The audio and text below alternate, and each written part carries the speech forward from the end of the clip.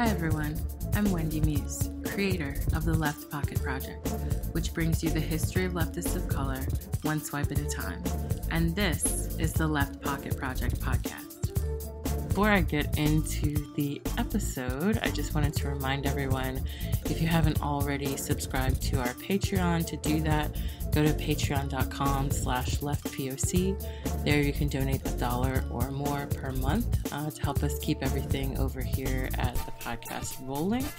I know I've been on break for a while, so I really appreciate those of you who have hung out, or hung on, I guess I should say, and still have been donating this whole time. So I really appreciate you, first of all. But then second of all, if you are unable to donate, don't worry, no problem. You can still check out all of our content for free. So literally every podcast episode that we record here is free, and hopefully always will be free. That's definitely the plan, including things that we post on our Patreon, such as materials, side interviews we do, etc. So definitely check those out. And by the way, when I say we, just in case you're new here, I'm referring to myself, Wendy Muse. I'm the founder and creator of the LeftPOC Project, which is not just a podcast, by the way, but also my co-host, Richard, who is...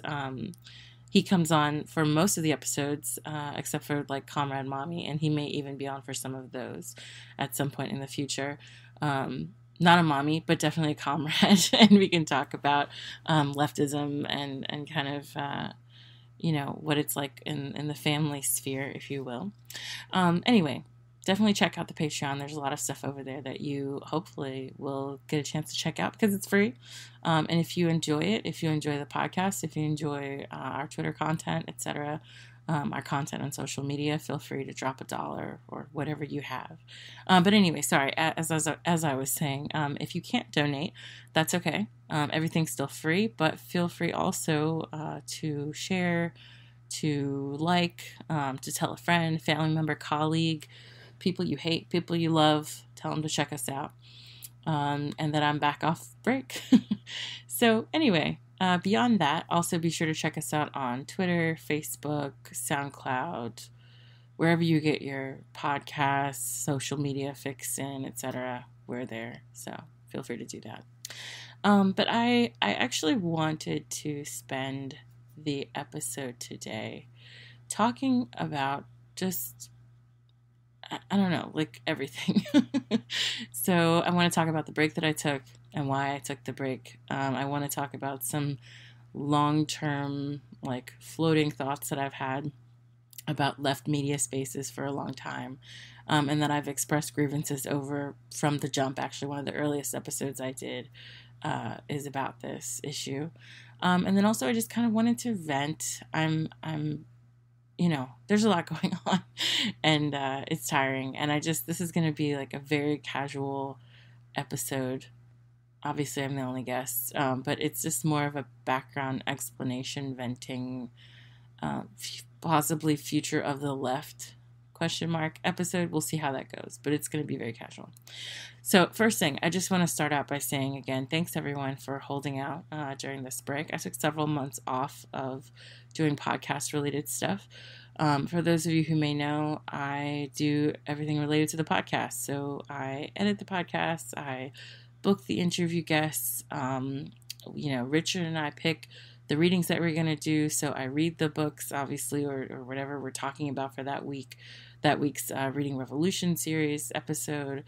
I manage all the social media, etc. So it's literally a lot of work. And, I have a background in DJing and doing some sound stuff, but it's still just, it's time consuming, right? To listen to the entire episode, to take out certain things, like if a guest wants us to take something out, or if I want to take something out, etc. So it can be time consuming, excuse me. And then there's also like all this side work related to podcasting in addition to editing. So for example, you put together the description information, or like the show notes as we tend to call them. So I have to kind of vet information and materials there. I have to read things to prepare for the podcast, etc. So there's so many tasks that come along with podcasting if you don't have a producer or like someone doing those things. And for a lot of big name podcasts, they have a full crew, a whole host of people doing all this stuff for them. And I just would prefer to continue keeping things the way they are, just because I like exercising, like total independence over what I say and what Richard says, and just like allowing us to have that freedom where we're not, answering to anyone else, and we're not censoring ourselves on behalf of anyone else, and we're not limited by perhaps even what other people say. So I've been asked before in the past several times to be a part of, like other podcasting networks or other lefty projects. And I respect and appreciate all of those. And like, I'm really thankful and grateful that people thought the LeftPOC project was something that was worth adding to whatever they were working on. But just for the purposes of remaining independent, getting to say what I want to say, and as I said, not being held to account for what other people say or do.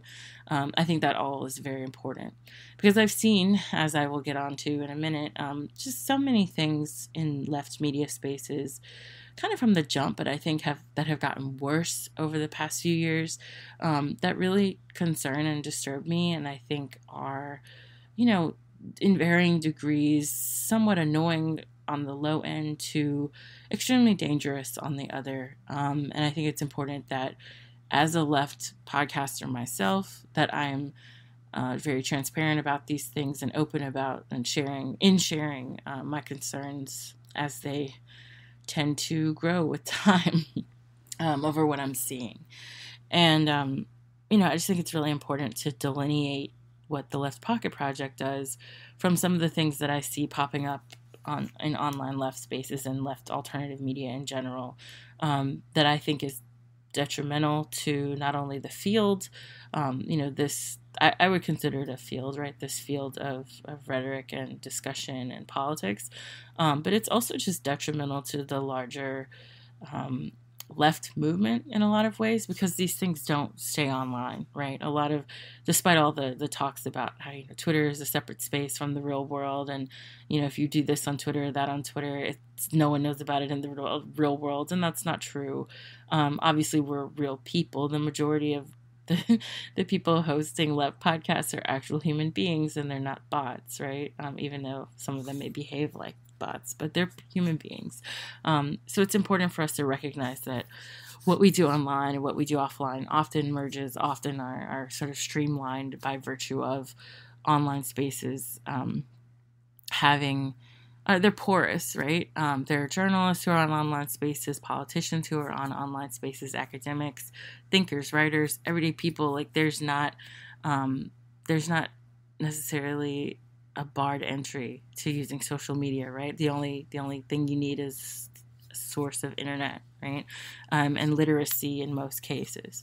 So I think that there is a real need for us to understand that these things overlap and are kind of one and the same. And it's just like, this is one aspect of our human interaction. And I think one that has grown tremendously over the course of the pandemic, obviously, because we have been limited in our contact directly with people by virtue of a airborne virus. So anyway, that being said, I just want to kind of mark that out. And I also just want to remind people that at LeftPOC, we're really focused on giving back to the community in whatever ways we can. And we have limited resources, right? So it's wild to me when I'm watching people with millions and millions of dollars that they take in through their podcasts or streams or whatever. And then they don't have any sort of interest, I guess I should say, or effort that they make with regard to mutual aid. And while I recognize that some people do things off the record because they don't want to be seen as, doing it just for clout or doing it to look a certain way or whatever, but I wish that people who were doing these things were more vocal about it, and that it actually came from the funds that they raised or made through their show, and not from donations, right? So I remember, we've seen these cases several times in the past where we've had, for example, politicians or celebrities who make millions and millions of dollars a year, who have then subsequently held, fundraisers for some cause. And in many ways, like, the celebrity or the politician, but especially celebrities, could have just written a check, right? It would have been a swipe here to swipe there, a check, a credit card, whatever, and made the donation themselves on top of the donations that they raise, right? And they often, you rarely see like matching funds. Every now and then you do, but I would love to see more of that on the online left. And I'm not one of those people who thinks, for you to be a socialist, you have to be poor or like live a life like a monastery style austerity, right? Like, I'm not saying that you can only be a socialist if you're poor or whatever. But for me, fundamentally, part of being on the left politically means having concern for other people, right? And understanding the roles that we play. I don't mean this as like, oh, we all should engage in some sort of monetary charity, right? But if we're talking about building a society that's communal, if we're focused on building a society where people respect and care for one another, help each other out, we need to make sure that we're keeping our end of the bargain by showing that, right? I think you show a lot by doing, and I think that it's important to keep that as a fundamental tenet of like left spaces. Like, left spaces should engage in forms of helping other people, helping comrades. What is the point of having camaraderie if you don't actually use the resources that you have to do more than just talk, right? Because anybody can talk. But if you have an excess of resources, or even not an excess, like I said, we don't operate with a huge budget. But all the money we make goes back into the podcast or goes towards, when we have guests, we donate to an organization of their choice. We remunerate our guests. It's a small little amount, but still it's something to show them that we appreciate what they've contributed to the show and the time that they've given as well, because they're taking time away from their work to talk to us. And I also just think it's really important, again, to set an example.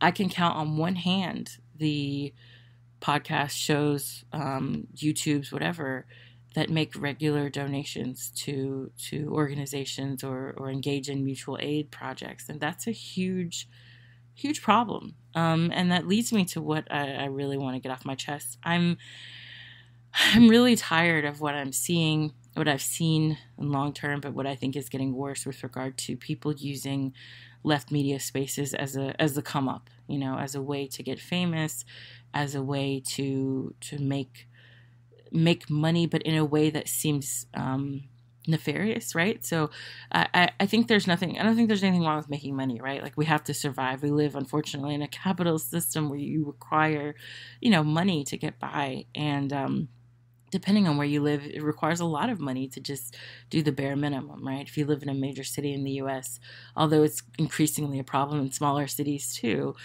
housing is really expensive. Food right now is super expensive and has gotten worse because of the pandemic and work shortages and things like that. Transportation is expensive. Childcare is incredibly expensive. I mean, it's just, the list goes on, right? This country is a libertarian hellscape, and so I understand that everything costs money, and we have to have money to survive. And so I don't begrudge anyone for making money on a podcast.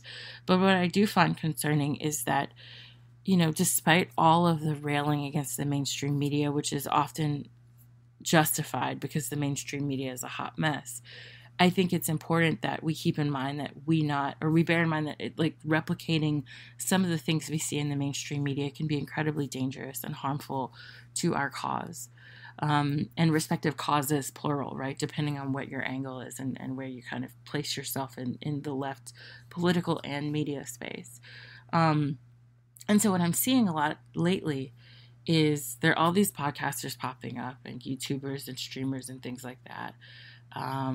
And they've gotten big very quickly, sometimes with fake followers, sometimes by virtue of copying other people's content, sometimes by virtue of being multi-faced, like two-faced. We normally say two-faced, but I've seen some people who've had what I would call like multiple almost multiple personalities when it comes to their politics, right? Because they change them based on where they think they can make the most money, the audience where they can get the most money.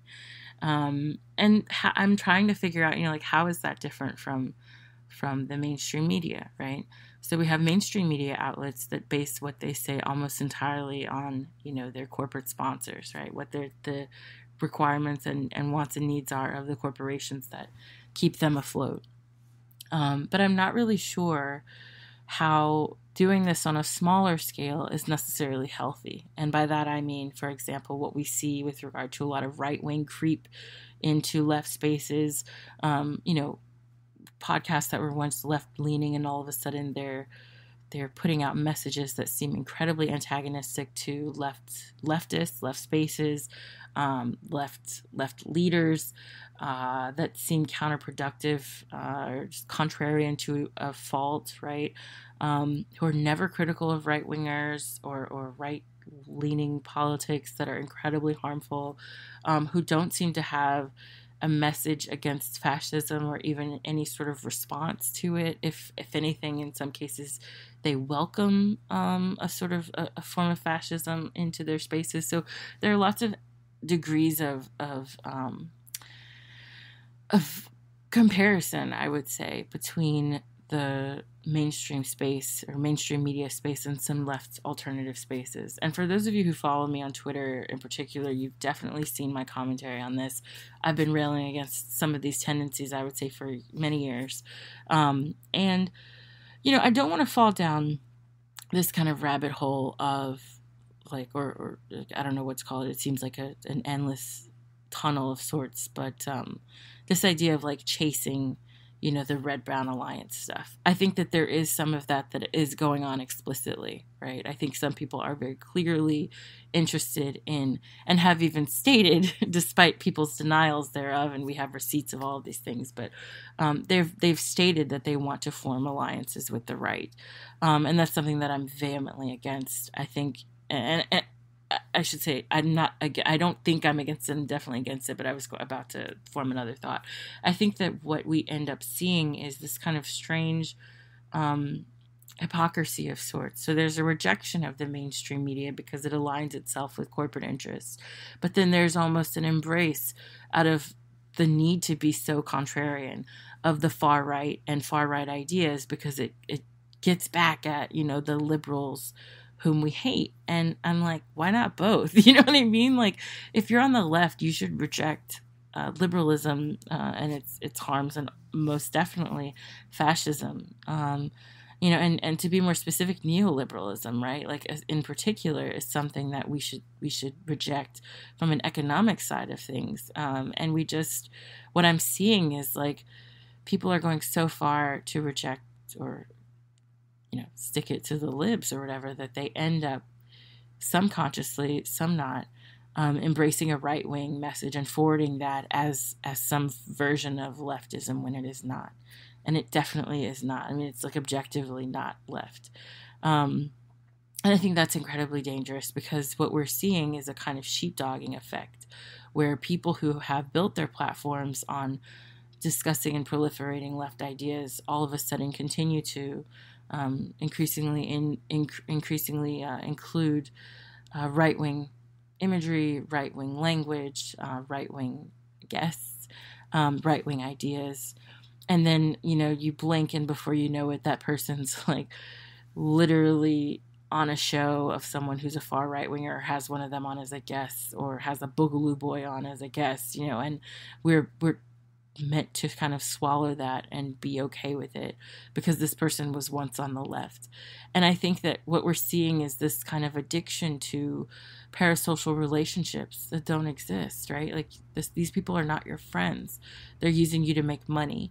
And I'm wondering what the cutoff point is, right? Because I think what we're seeing is, a denigration of leftist history, an insult to leftist followers, an insult to one's intelligence, to be quite honest, an insult to one's, devotion to said podcasters, right, over time, because people have spent time, money, and energy into making these people famous, and then they turn around and say thanks for that, and then go try to get money from a side that just wants to see the rest of us killed.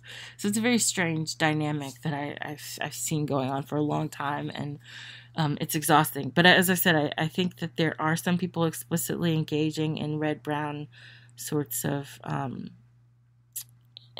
buffoonery. And I think that concept is overused. Like sometimes people see red brown alliances in everything, like they think that just because someone is anti-war or whatever, that they're all of a sudden interested in fascism. It's like a very strange dynamic. And I think that some actors overuse the idea, but in some cases, and I'm talking about the ones that are very explicit, they're literally saying that's what they want to do.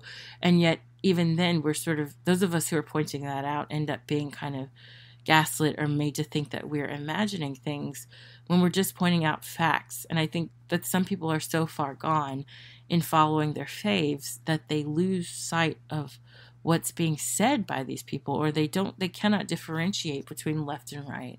And I think that that's the intention, that these lines should be so blurred that some people cannot, if someone were to ask them, for example, what is leftism, they would not be able to state what it meant.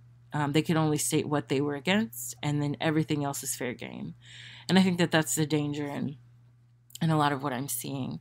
And I've been very, I've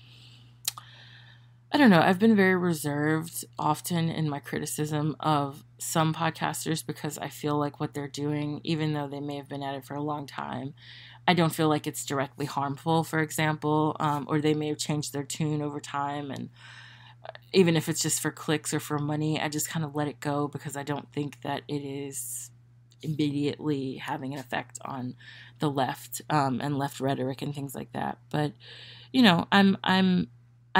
also tend to be more reserved about criticizing, leftist commentators of color, because I think to varying degrees, like they get enough criticism as is, from multiple sides. And, I think there's also this like kind of strange, oddly rabid following to some leftists of color, or I should say leftists in quotation marks, because the people I'm thinking of are not really leftists. They're just contrarians.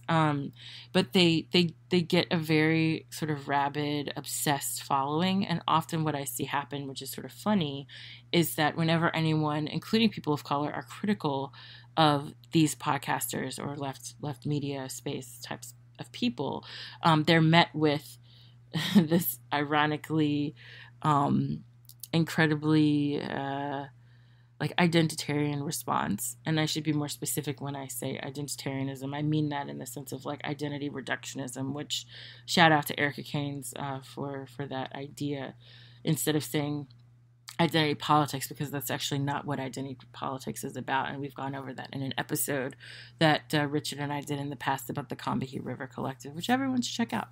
I think that there's sort of this identity reductionism that's often weaponized by people who are ironically on the left, claiming to be against that. So whenever you criticize these people for going off the deep end, basically you're met with, oh, you must hate Black leftists or Asian leftists or Hispanic leftists, or fill in the blank, right?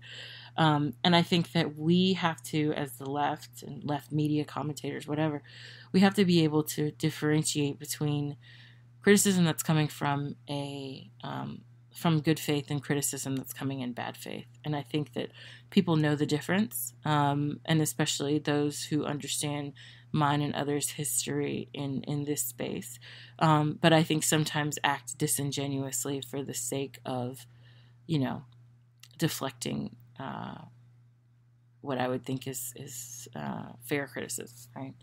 So in short, I'm growing more and more exhausted from this process, and kind of I feel like I'm hitting a brick wall often, because I'm trying to explain to people that there are some out there who are literally just getting rich off of their naivete, and that people need to be very careful about whom they promote, because it does matter. It does matter that, it does matter what these people are doing. It's not just an accident that they're saying these things, and I think that we have to be more critical of the media that we promote, and prop up, and the purveyors of said media that we prop up, and why.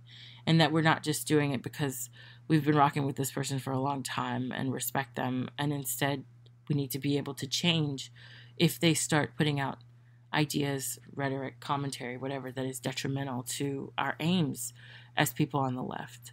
And a lot has gone on during the break. There's too much for me to address now. And a lot of things just in the past few weeks alone. So I'm recording this.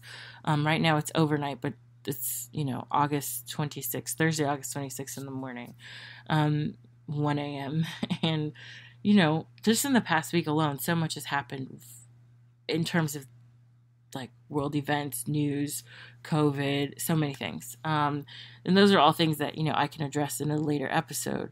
But during the break, being completely transparent, like one of the reasons I took a break was not just because I have so much going on, and that's all true. Like I'm definitely overwhelmed by the amount of work and parenting and things like that I'm doing. But I would say that, I just got tired of what felt like being trapped in some sort of maze or trying to talk to a brick wall or something. I mean, I know that, and I love these kinds of messages when we get them, but I know that people listen to us and they learn from our podcast episodes and they learn from our interactions, and I learn from them so very much. And, I appreciate all of that feedback, and it helps me like keep doing this project, because I recognize that it is important to certain people. It is important for us to discuss these thinkers and to have on guests who talk about leftist histories and how we can learn from them. And that's all crucial to growth. It's crucial to, what we discuss all the time with regard to both theory and praxis, or putting things into practice, right? But at the same time, it just can be so disheartening because you feel like, no matter what you say, no matter how genuine you are, no matter how much hard work you put into things, no matter how much you vet, you're always going to be dealing with people who are doing the least and earning the most, who are doing the least and have the greatest, the largest platforms and the biggest followings. And for those of you who know me, I'm not in this for a big following, and I'm not even like a professional podcaster. I'm trying to finish my dissertation and things like that and go into academia. So it's a completely different track, not a journalist, etc. But, I think that there are sometimes moments when I reflect on things and I'm like, what am I doing? Like, it just feels like an empty exercise because I see so much harmful stuff out there. And I feel like despite my attempts to combat it or discourage people from being, taken by it, to be honest, or falling for these okie dokes, if you will. And it falls on deaf ears a lot. And I think that, what's also frustrating is having been in this space for a while, and just having been on Twitter for the past few years, you see things happening. You say something, you say something, you say something, you say something. And in that process, you're dismissed, you're ignored, you're made fun of, you're harassed even. These are definitely things that'll happen to me. And then, a few years down the line, those people all of a sudden snap to and recognize that people like me, of whom there are several of us, many of us actually, who've kind of been ringing the alarm or raising the alarm for a while on some of these people. And by the way, I don't like the term grifter anymore. I just feel like it's played out. And honestly, it's not grifting. It's not just about making money. It is about, I would argue, a destructive project. And it's an intentionally destructive project. So it's not just about making money. It's about causing harm to the left, to be clear. But, like when I see these sorts of things happening and people will fall for it or get angry at me for pointing it out, and then they come to regret it a few years later, and they come to recognize that, hey, these people are charlatans, like these people are causing harm. But then it's too late, right? And their platform has only grown bigger. They've only earned more money. They've become more popular, more famous, have a greater reach. And they're basically unstoppable, or so it seems, right? Regardless of what they do, whether it's sexual harassment, abuse, racism, sexism, literal, like, entertaining fascist alliances. I mean, it doesn't matter. It's like they're literally unstoppable, some of these people. And I think that we have to be, I mean, I don't know. It's incredibly frustrating. And it's like, there's a parallel to this that's ongoing with COVID, right? Because you see doctors, for example, or all these people who are like experts who know what they're talking about. And they're like, yo, you need to get the vaccine, or like, you need to wear a mask, you need to do this and that. And then they're just met with a kind of defiance that's like way disproportionate to what is being asked of the general public by these people. And so I've definitely had my moments of, saying a casual comment here or there about certain people and what they're doing that I find harmful, and then just receiving a kind of backlash that's off the charts and that's disproportionate to what I'm saying. And it's just frustrating. It's very tiring, and it's like I'm pouring so much time and energy into something. I'm doing it largely on my own, at least all the back end stuff. And, you feel like it makes me feel like I statements, right? It makes me feel like, that it makes me wonder if it's in vain. And that can be a really like debilitating feeling, because especially if you have very limited free time, and if you're using your free time to do something like this, that you feel like people are, or not just something like this, but even if you're just commenting, or if you're making comments, if you're using your platform to kind of help people find better sources for leftist content, and it's just being ridiculed or rejected for people who are not doing the right thing, and for people who are intentionally out to harm the left. And ultimately, when I say the left, I'm not just talking about like unions, like I'm talking about everyday people. I'm talking about workers of all different racial, ethnic, sexual backgrounds. You know what I mean? Like this is real for us. And when I'm talking about things that I admire in historical figures, or things that I find inspiring in our past, I'm not doing it just for shits and giggles. Like I'm doing it because I hope to learn more and educate others about what I learned in the process, so that we can have a better world. What's happening right now is heinous. Like just look around, like I see so much indifference to human life and just literal hatred for other people that comes from nothing more than capitalist greed. It's very obvious. As I said before, we live in a libertarian hellscape, and I see people watching hundreds of thousands of their fellow citizens and neighbors and friends and just fellow human beings die and get sick, and even children, right? And we're met with the concern for these people is just met with so much indifference, and or even like a kind of hatred, right? I've seen comments about, fat people needing to lose weight, or people who are sick, whatever, like it's their fault. And like it's their fault if they die, and it's just incredibly disheartening to see people talking like this when we're discussing things that people, before the pandemic hit, they were living normal lives, and all of a sudden when the pandemic hit, one little health problem could mean the end of your life, and otherwise you were a healthy human being on the outside. It's just so much at once, and I think it just hit me, just like the callousness of everything going on. The overwhelming degree of work and parenting that I was doing, and housework that I was doing, and just seeing people be disgusting online and taking advantage of people and continuing to take advantage of people as I say this. Like it's so disheartening. And I just needed a break.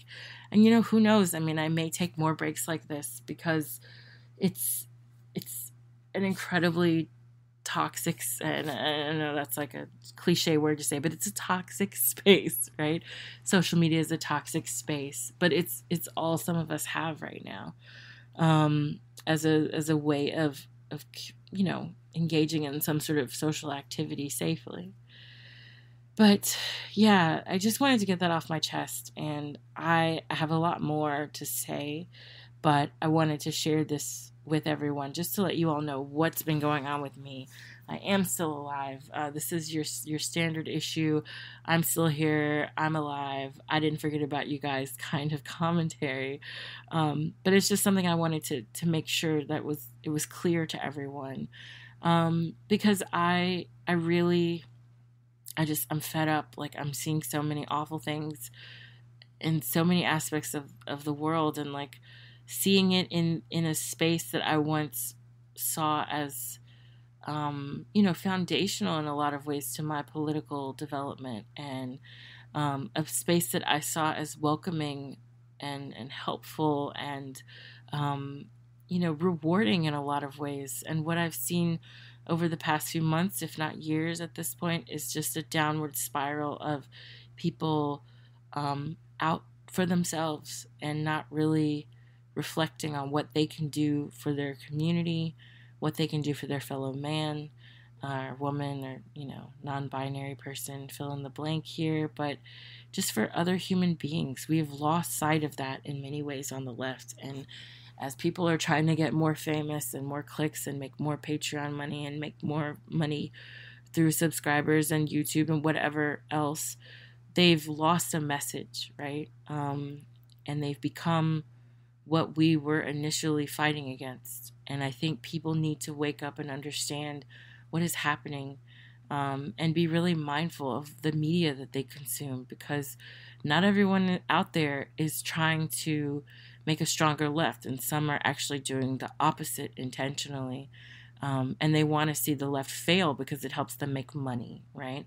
This contrarianism it feeds off of, it first of all, it breeds doubt, but second of all, it feeds off of the violent destruction of our society, right? And it benefits from things falling apart.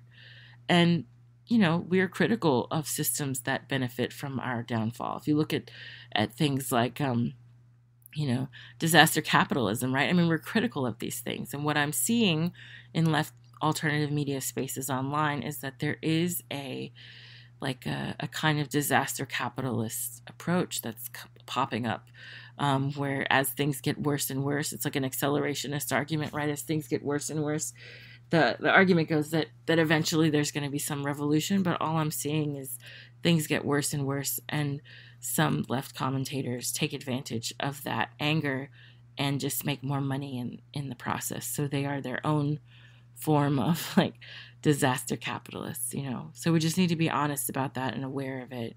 And there's so many. I mean, male, female, black, white, you name it. They're out there. They're making a lot of money, and they're not doing the right thing.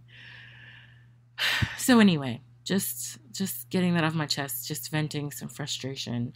We're going to have new episodes coming out soon. As many of you know, the school year is starting back up, and in general, I'm going to still be writing and doing things like that for my own work. So I may have pockets where I'm very busy and can't put out an episode, but I'm still here. I'm still alive. I'm still doing my work, doing the work, I guess, in my own way.